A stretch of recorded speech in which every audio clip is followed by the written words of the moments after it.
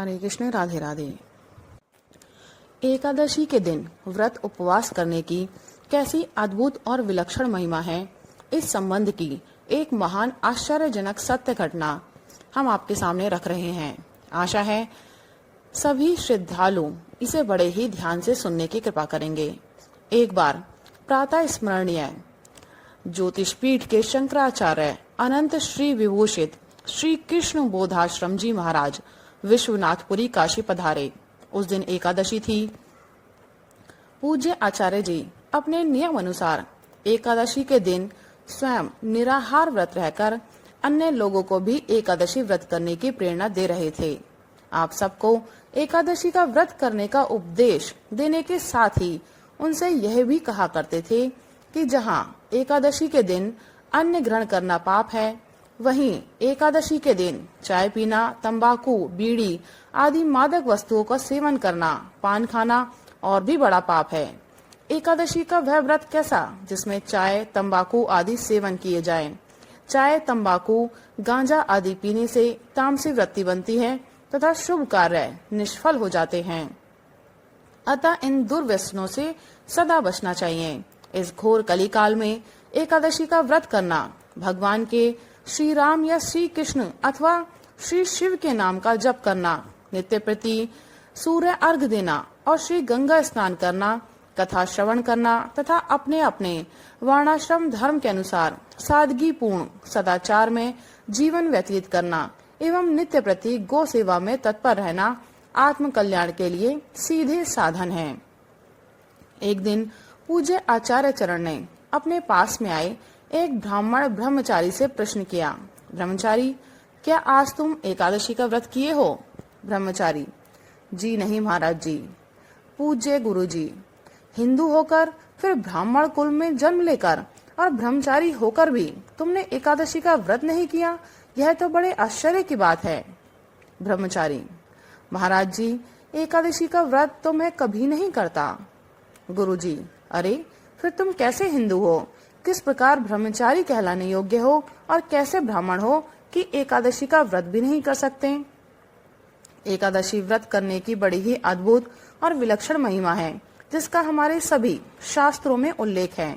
एकादशी व्रत करने का बड़ा भारी महात्म्य है और महान पुण्य है, जिसे आज लोग अपनी मूर्खतावश भुला बैठे हैं। परलोक में एकादशी का व्रत बड़ा काम देता है। एकादशी व्रत करने वालों को यमदूतों की मार, प्रताड़ना आदि का कोई भय नहीं रहता।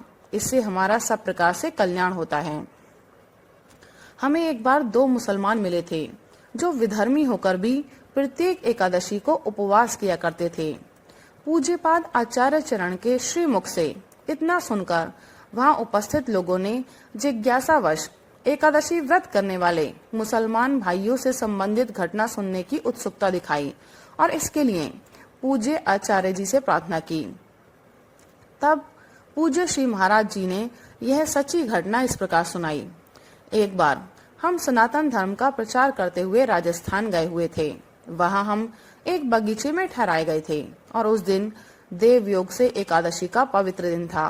वहां अनेक श्रद्धालु भक्त हमारे पास आए हुए थे। उनमें दो मुसलमान सज्जन भी हमसे मिलने आए। उन्होंने दूर से ही हमें अभिवादन किया और एक और बैठ गए।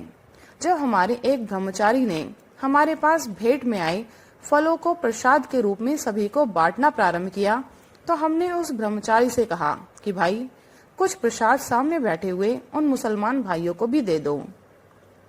तदनुसार जब ब्रह्मचारी उन दोनों मुसलमानों को प्रसाद देने के लिए आगे बढ़े, तो उन दोनों ने बड़े ही श्रद्धा भक्ति के साथ हाथ जोड़कर विनम्रता पूर्वक कहा, महाराज जी, आज तो हमारा एकादशी का दिन है। हम दोनों ही एकादशी के दिन निर्जल व्रत करते हैं, इसलिए आज हम कुछ भी ग्रहण नहीं करेंगे। उन मुसलमान भाइयों के मुख से उनके द्वारा एकादशी के दिन निर्जल व्रत करने की बात सुनकर सभी को बड़ा आश्चर्य हुआ और साथ ही पूरी बात जानने की उत्कंठा भी हुई कि मुस्लिम भाइयों को भला एकादशी व्रत करने से क्या प्रयोजन और क्या संबंध। जिज्ञासावश हमने उन दोनों सज्जनों को पास बुलाकर पूछा कि आप दोनों तो मुसलमान हैं, फिर एकादशी का निर्जल व्रत करने का कारण और उद्देश्य क्या है? एकादशी का व्रत तो केवल हिंदू करते हैं, आप लोग एकादशी का व्रत कब से और कैसे करने लगे हैं, पूरी बात बताइए। उत्तर में दोनों मुस्लिम भाइयों ने अपने जीवन की एक महान आश्चर्यजनक सत्य घटना सुनाते हुए हमें बताया कि उनके द्वारा अनिच्छा से एकादशी के दिन नकली व्रत करने से किस प्रकार परलोक में यम यातना से उनकी रक्षा हुई। उन्होंने बताया, यद्यपि हम दोनों जाति के मुसलमान हैं और गाड़ी चलाकर सामान तथा बोझा एक स्थान से दूसरे स्थान तक पहुंचाकर पेट पालते हैं। एक दिन हम भाड़े पर अपनी गाड़ी ले गए थे। गाड़ी चलाने के कार्य में हम उस दिन ऐसे व्यस्त रहे कि हम उस दिन अन्न और जल कुछ भी नहीं मिला। इस प्रकार उस दिन हम दोनों ही पूरी तरह से भूखे प्यासे रह गए और एक बाग में जाकर ठहर गए। भूखे प्यासे तथा थके होने के कारण हम सो गए। उस दिन वहां उस बाग में 3 अन्य व्यक्ति भी ठहरे हुए थे। वे भोजन बनाकर खा रहे थे। वहां रात में हमने देखा कि हमारी मृत्यु हो गई है।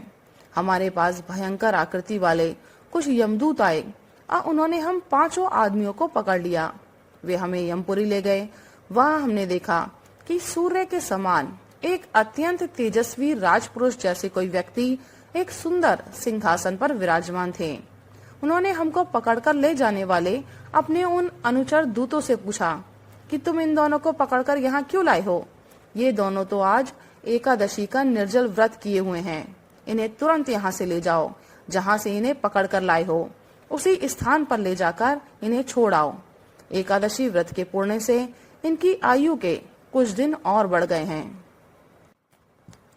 उनके ऐसा कहने पर यमदूत हम दोनों को अपने साथ लाकर वापस उसी बगीचे में छोड़ आए।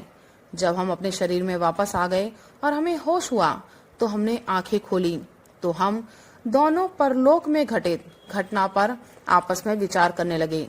हमें सभी बातें प्रत्यक्ष मालूम हुई। बड़ा आश्चर्य हुआ। हमें अनुभव में आई हुई घटना में निर्जल एकादशी व्रत किए जाने की बात विशेष रूप से याद रही, जिसके विषय में प्रसंगवश हमने हिंदू भाइयों के मुख से कभी न कभी सुना अवश्य था, पर विशेष रूप से ध्यान कभी नहीं दिया। इससे पहले हमने अपने अब तक के जीवन में कभी एकादशी व्रत करने की बात ना तो सोची थी और न उसके विषय में हम कुछ जानते ही थे। हमें बड़ा आश्चर्य हुआ कि हम दोनों ही मुसलमान हैं और एकादशी का व्रत करना जानते भी नहीं और ना हमने कभी एकादशी का व्रत ही किया है। फिर वहाँ हम दोनों को एकादशी का व्रत करने वाला कैसे बताया गया और कैसे इसे मान लिया गया? पूरी जानकारी करने के लिए हमने तुरंत अपने गांव में आकर सबसे पहले एक हिंदू पंडित जी की खोज की। उनके पास जाकर हमने पूछा, पंडित जी, कल आप हिंदू लोगों की कौन सी तिथि थी और कौन सा व्रत था?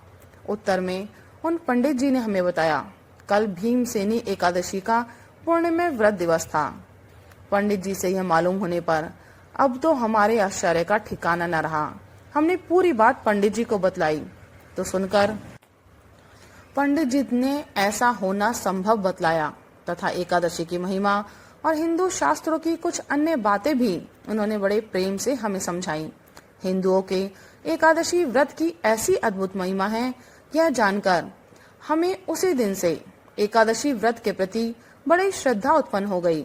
जब बिना किसी निश्चय और संकल्प के अनजाने में एकादशी के दिन भूखे प्यासे रहने मात्र से हमें एकादशी के व्रत करने का इतना बड़ा फल प्राप्त हो गया तथा एकादशी का व्रत न करने पर भी हमें एकादशी का व्रत करने वाला मान लिया गया और हमारे उस एकादशी के व्रत ने हमें यम यातना तथा मृत्यु से बचा लिया।